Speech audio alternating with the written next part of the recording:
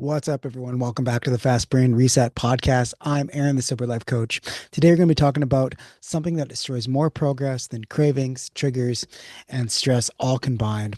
And it's something that I really struggled with for a long time, and it's something that you're probably struggling with too. So let's jump into the podcast and let's talk about today. We're going to talk about self-criticism and sobriety and how we can get through it. What's up, guys? Self-criticism specifically, we're going to talk about self-criticism today and specifically why fast brains turn self-criticism into shame and why shame so often turns into drinking. If you struggle with that internal voice that says, I should be further along. Why can't I get my shit together? Why do I keep messing this up? This episode is going to be for you because when you understand how your wiring works, you stop fighting yourself and finally start supporting yourself. I want to take you guys back to the worst version of me, not the hungover, and it wasn't the hungover mornings, it wasn't the bad habits, but it was that inner voice that I had that was constantly saying, "Why are you doing this? You have all these good things going for you. Why do you keep drinking? Why do you keep doing that? Why do you keep slipping out?" Every time I slipped, every time I felt behind, every time I didn't meet my impossible expectations, I would just tear myself apart. And here's the thing with fast brains, we don't criticize ourselves lightly. We obliterate ourselves. I mean, have you ever had that self-criticism where you obliterated yourself? You just went on and on and on and just like tortured yourself to death because you made a mistake. One tiny mistake becomes I'm failing. One missed workout becomes nothing I do matters. One craving becomes see, you'll never change. Those kinds of thoughts, those kinds of things going on in your life are exactly where I was too. And it's this kind of this vicious cycle you have internally. I call this I call this catastrophic self-criticism, and it was the gasoline on my drinking habits for so long. I always thought it was stupid. I always thought it was dumb. I thought it was a failure. Like I said before in other podcasts, I dropped out of high school when I was 16, grade 10. So I always had this idea that I was stupid. I was dumb. I couldn't do anything. And I love learning. I love growing. I love expanding. But I hated school, and that was one of the things that really stuck with me is like why I can't get the shit together, right? I hated school. I dropped out, and it was all because of this ADHD thing going on in my brain, and my brain was a little bit wired a little bit different than other people. I didn't understand it at the time, and that self-criticism killed me. And it wasn't because it was a big mistake, but it was because my reaction to it was bigger than it was supposed to be.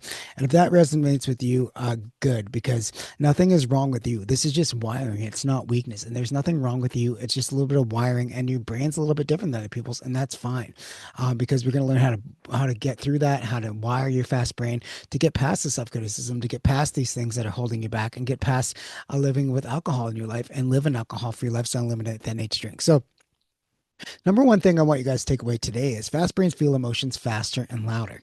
Your emotional intensity is just a little bit higher than other people, and that's okay. Your dopamine swings are a little bit sharper, and your internal world's a little more amplified than most people, and that's okay. So when you criticize yourself, it doesn't land as feedback, it lands as identity, right? It's not, I made a mistake, but I am a mistake. Have you ever said that to yourself? I am a mistake. I am this. I am that. I'm a failure. I'm a loser. I can't do this.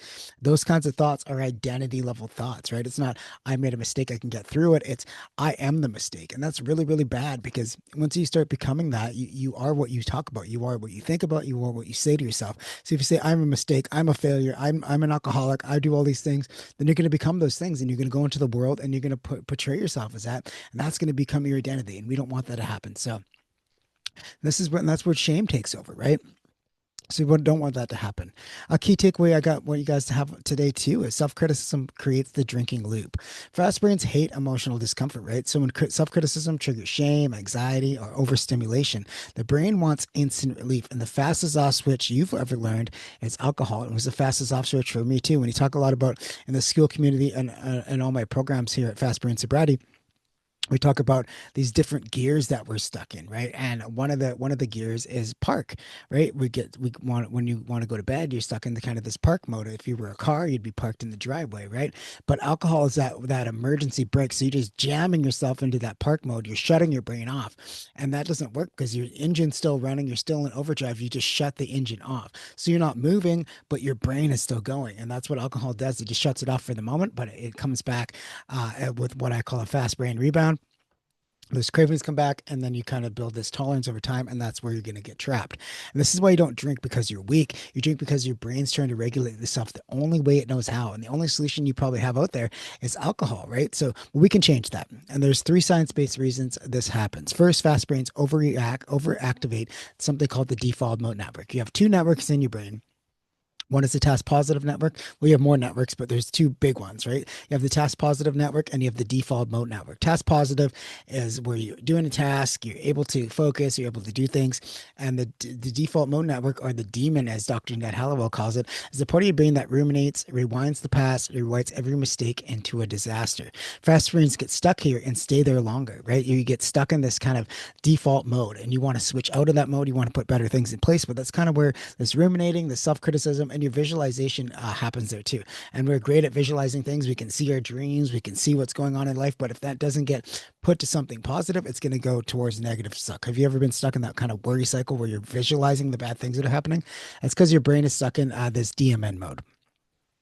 Number two is ADHD or ADHD leaning brains have rejection sensitivity dysphoria. If you have never heard of RSD, it's rejection sensitivity dysphoria. So even the perception of failure hits 10 times harder. This makes self-criticism feel like an emotional injury, not information. So if you have ADHD tendencies, you have a fast brain, you might have something called rejection sensitivity dysphoria, which is a huge topic we can go into if you guys want to, but it just makes you a little bit more sensitive. I know as a child, I was so sensitive, and it just kind of got beat out of me after a while because that's where all the labels came from. You're stupid. You can't do this. What is wrong with you? Why can't you figure this out? Why can't you follow directions?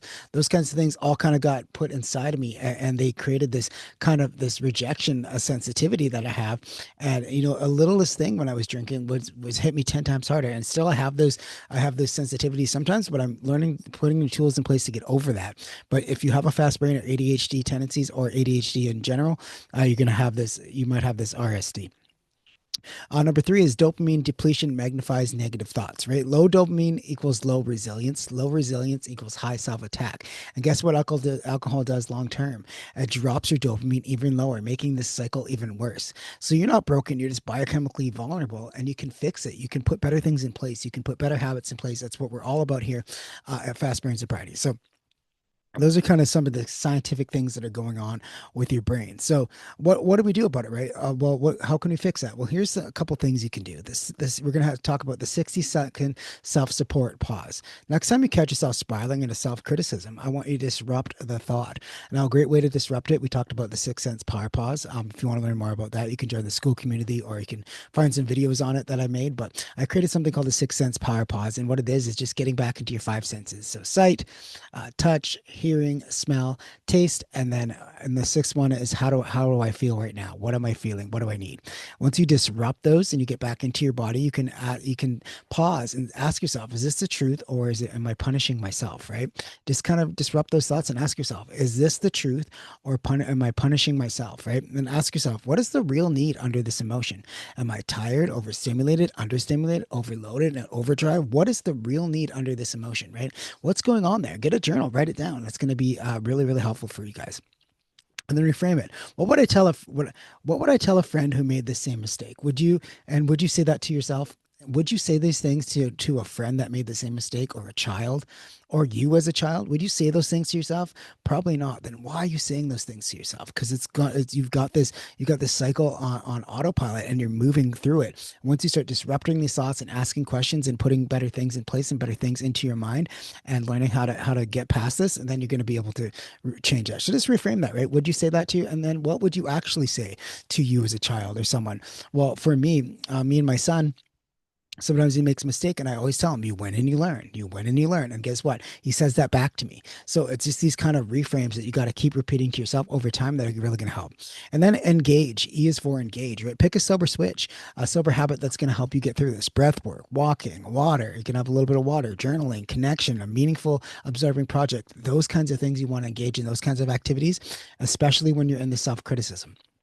especially if you're lying in bed. And there's a couple things you can do as well as that. If you're just ruminating and lying in bed, get up and move around. That's gonna activate the other part of your brain and get you into that task positive network of your brain. And moving around really helps a lot of people.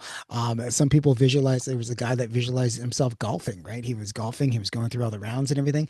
That was how he got through it. So there's things you can do, put in place to get through this self-criticism. And this all interrupts the shame loop and the drink loop before it even starts. And so hopefully you guys got a little bit out of that. And here's the truth: fast brains don't need more discipline. They need better direction, self support, not self attack, right? And if you want to break the drinking loop, you start by breaking the self criticism loop. Understand those, be aware of it. And just awareness, being aware of those things are really, really going to help you as well. And also a big tip that I've learned over the years is to name this thing that's coming at you, right? Name it. Some people call it the witch bitch or the drunk clown or whatever you want to name it, but name that. That kind of disconnects you from these thoughts, and you're able to see it objectively as something that's not you, and you can kind of tell it to shut up or thank you for that, and just move on with your life. So it's definitely a good tactic as well. So when you do when you change everything, everything changes, right? Your confidence, your habits, your cravings, your identity, it's all going to start changing once you start seeing this self-criticism loop, and once you get through to that. So this hits home. You can join us in the Fast Brain Reset School community. You get a full masterclass on this topic. It's waiting for you. I'd love to see you guys inside the community. It's a great community. We're slowly growing. We just started a couple weeks ago, so I'd love to guys you get in there. It's all fast brain people, ADHD tendencies, and we're all just in there kind of learning how to rewire our brains and reset our mindsets and use our brains the way they're meant to be used instead of trying to fight against them. So it's a great community. If you guys want to join me, I'll leave a link in the comments. And thank you so much for this being here with me on this podcast today. I just wanted to jump in and talk about self-criticism because it's one of those things that really held me back for a long time. I've been very, very critical of myself my whole entire life.